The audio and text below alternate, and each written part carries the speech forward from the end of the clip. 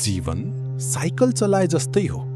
आफ्नो सन्तुलन कायम राख्न तपाईँ निरन्तर अगाडि बढिरहनुपर्छ। जीवनमा उतार चढाव आइरहन्छन्, तर रोकिनुहुन्न।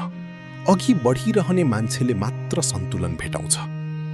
सपना त्यो होइन जुन हामीले सुतेको बेला देख्छौँ।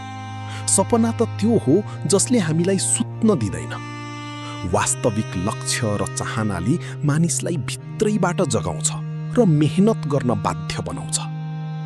तपाईँ आफ्नो जीवनमा जति धेरै कुराको लागि कृतज्ञ हुनुहुन्छ र खुसी मनाउनुहुन्छ, जीवनमा खुसी हुनका लागि त्यति नै धेरै कुराहरू थपिँदै जान्छन्। सकारात्मकता र कृतज्ञताले जीवनमा अझ धेरै राम्रा अवसर र खुसीहरू आकर्षित गर्छ। जबसम्म कुनै काम सम्पन्न हुँदैन तबसम्म त्यो असम्भव जस्तै लाग्छ। सुरुवातमा जतिसुकै कठिन लागि पनि दृढ सङ्कल्पका साथ लाग्ने हो भने संसारमा केही पनि असम्भव छैन।